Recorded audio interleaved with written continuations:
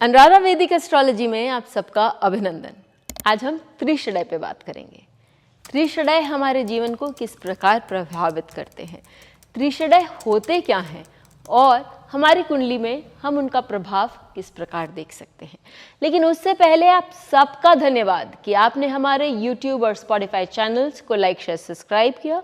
आपने वहां अपने सुझाव, अपने ओपिनियंस लिखे और यदि आपने हमें लाइक शेयर सब्सक्राइब नहीं किया है तो याद से करें और बेल आइकन भी याद से दबाएं ताकि आपको उसकी जो वीडियोस की निरंतर अपडेट मिलती रहे। त्रिषडय क्या होते हैं? तृतीय, त्रि, षड यानी षष्ठम भाव और आय यानी आय का भाव आपका एकादश भाव। ये इन भावों में जब व्यक्ति के ग्रह होते हैं तो उसे हम त्रिषडय कहते हैं। लेकिन यदि दशम भाव में भी ग्रह हो तो वो त्रिषडय नहीं रहता, फिर वो उपचय भाव बन जाता है।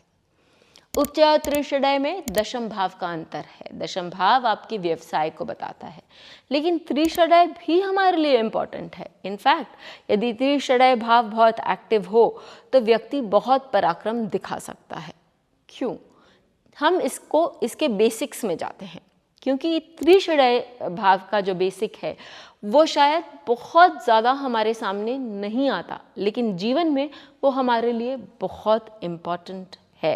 God lies in details, basics जानना ज़रूरी है। तृतीय भाव अर्थात आपके पराक्रम का, आपके साहस का, आपके क्रिएटिविटी का, आपका वक्ता होने का भाव है। जो आपने किया उसको आपको समझाना आता है या नहीं, वो सब हम तृतीय भाव से देखते हैं। षष्ठम भाव आपके प्रारब्ध का भाव, आपके रोग, रिपु, ऋण। यहाँ हम रिपु की बात ही कर लेते हैं। तो आपके हार्ड वर्क, जो मेहनत आप किसी भी काम के लिए लगा सकते हैं, वो भी हम षष्ठम भाव से देखते हैं। आप अपने रिपु पर किस तरह से विजय प्राप्त करेंगे, आप अपने कॉलीग्स के साथ भी यदि हम कहें उनसे भी ऊपर कैसे उठ के आएंगे, ये आपका षष्ठम भाव बताता है। तो यदि षष्ठम भाव, तृतीय भाव और एकादश आय का भाव, एकादश भाव केवल आय का भाव नहीं है, वो आपकी इच्छा पूर्ति का भाव है, आपकी इच्छाओं का भाव है और आप दुनिया में किस तरह से अपना नाम फैला सकते हैं, क्योंकि ये वायु तत्व की राशि है कालपुरुष कुंडली में और फिक्स्ड राशि है। अर्थात ये आपको एक सही ढंग से अपना नाम, अपनी शोहरत फैलाने के लिए सक्षम बनाती है।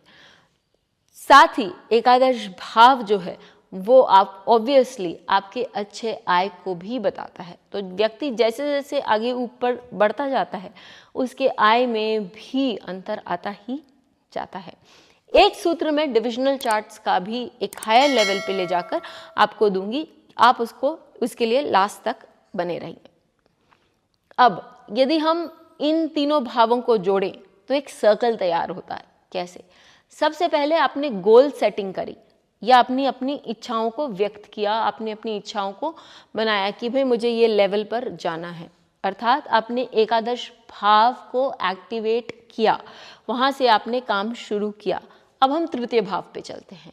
तृतीय भाव इसके त्रिकोण में आता है और फिर आप इसके लिए अपना क्रिएटिव पावर्स यूज़ करते हैं, आप अपना पराक्रम दिखाते हैं, साहसी बनते हैं और एक नया स्टेप लेते हैं। तृतीय भाव को ये भी माना जाता है कि वो आपका अनलॉकिंग ऑफ द कर्मा, यानी कि जो आपको कर्म करने हैं ताकि एक नए लेवल पर आप जा सकें, नए ढंग से जीवन व्यतीत कर सकें, वो भी माना गया है। तो वहाँ आपने एक नया एक्टिवेशन शुरू किया, फिर आपने उस पर मेहनत करी। आप अपने कॉम्पिटिटर्स से आगे बढ़ने की चेष्टा में या आगे बढ़ना चाहते हैं, उस पर आपने पूरी भरसक अपनी मेहनत करी, प्रयत्न किया। तो वो हम देखते हैं आपके षष्ठम भाव से, हार्ड वर्क। और षष्ठम भाव तृतीय भाव 410 से रिलेटेड हैं। जब आपने हार्ड वर्क करना शुरू किया, ऑब्वियसली लाइफ में ऑब्स्टिकल्स आएंगे, प्रॉब्लम्स आएंगे, आप उसको ओवरकम करते हुए वापस अपनी इच्छा पूर्ति कर सकेंगे। तो 6 से यदि 11 देखें तो वहाँ पर 6 भावों का अंतर आता है, यानी कि ऑब्स्टिकल्स आ सकते हैं, लेकिन आप यदि इसको पूरा कर सकते हैं तो आपकी इच्छाएं पूरी हो सकती हैं। ये पूरा एक सर्कल बनकर आता है। इसी तरह आप देखेंगे कि यदि व्यक्ति अपनी इच्छाओं को पूरी करना चाहता है, वो उन पर काम करना चाहता है, वो सक्षम है या नहीं उन इच्छाओं को, क्योंकि 11th हाउस आपकी बड़ी बड़ी इच्छाओं को भी बताता है। तो वहाँ यदि मैलेफिक्स होगा तो वो व्यक्ति साम दाम दंड भेद करके अपनी इच्छाओं को पूरी करने में सक्षम होगा। हम एक चार्ट ले लेते हैं, इस पर देखते हैं। लेकिन जैसा मैंने आपको पहले बताया था कि एक डिविजनल लेवल पर भी हम इसे देख सकते हैं। अब त्रिषडय का प्रिंसिपल हम जानते हैं, उपचय का प्रिंसिपल भी हम जानते हैं। यानी यदि आपके किसी डिविजनल चार्ट में उपचय भाव है जो कि बता रहा है कि लाइफ में फिनोमिनल ग्रोथ है, तो आपने मेहनत D1 चार्ट में करी और उसका रिजल्ट आपको कौन से भाव में मिल रहा है, कौन से चार्ट में मिल रहा है, जीवन के किस क्षेत्र में मिल रहा है, आप देखेंगे कि आपका उपचय भाव जिस क्षेत्र में दिखा रहा है 3, 6, 10, 11 सभी ऑक्यूपाइड है जो अब ग्रहों से, उस क्षेत्र में आपको नाम और शोहरत मिल रहा है और बहुत धन आदि मिल रही है। ऑब्वियसली देशकाल पात्र मैटर्स।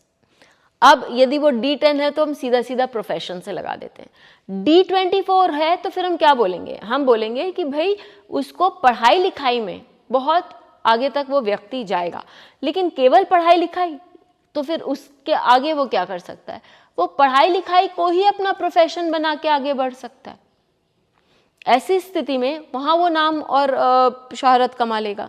D20 आप देखते हैं कि बहुत सारे लोग हैं जो अध्यात्म करते हुए भी अपने जीवन में बहुत नाम और शोहरत कमा लेते हैं, तो वो D20 चार्ट में वो एप्लीकेबल हो जाएगा। और D9 आज के डेट में बहुत सारे लोग ऐसे भी होते हैं जो आपको पूछेंगे कि भाई मेरा मैरिड लाइफ तो अच्छे से कट जाएगा ना, तो आप उसके लिए भी मेहनत करके उस जीवन के उस क्षेत्र को भी अच्छा बना सकते हैं, उसको अ प्लेजेंट प्लेस दिखा सकते हैं। चलिए एक उदाहरण ले लेते हैं। हम प्रमोद महाजन जी के बारे में जानते हैं, वो हमारे देश के एक वरिष्ठ नेता रह चुके हैं। उनका चार्ट यदि आप देखते हैं तो उनका जो लग्न है वो मिथुन राशि से बनकर आता है और शनि उनके तृतीय भाव में विद्यमान है, जो उनको निरंतर काम करने की प्रेरणा देता है। मंगल उनके छठे भाव में स्वग्रही होकर विद्यमान है। क्लासिक्स के अनुसार यदि मंगल किसी का षष्ठम भाव में हो तो वो व्यक्ति अत्यंत पराक्रमी, मेहनती होता है और कुछ नहीं होने के बावजूद वो अपने जीवन में बहुत उच्च का स्थान प्राप्त कर लेता है। अब बात करते हैं उनके एकादश भाव में। उनके एकादश भाव में राहु विद्यमान है और ये राहु उनको प्रबल इच्छाएं देता है, जो कि शनि और मंगल पूर्ण करने में सहयोग करते हैं। अब उन्होंने मेहनत तो जीवन में बहुत करी, उन्होंने बहुत कंसिस्टेंट वर्क किया, लेकिन उसका हम परिणाम कहाँ देखते हैं, उनके प्रोफेशन में। क्यों? क्योंकि उनके प्रोफेशन यदि हम D10 का चार्ट लें तो हम देखते हैं कि उनका D10 वहाँ 3rd house, 6th house, 10th house और 11th हाउस, ये सब में ग्रह हैं। अर्थात आप देखिए शनि वापस भाव वर्गोत्तम होके 3rd हाउस में, राहु भाव वर्गोत्तम होकर 11th हाउस में, 10th हाउस में शुक्र और षष्ठम भाव में सूर्य हैं। कुंडली जो है वो अपने से चतुर्थ भाव, यानी कि जो लग्न कुंडली थी D1 की वो मिथुन राशि की थी, यहाँ जो कुंडली है वो कन्या राशि की बनकर आती है और शनि, सूर्य, शुक्र और राहु 3, 6, 10 और 11 में विद्यमान होकर इसे उपचय भाव की कुंडली बनाते हैं।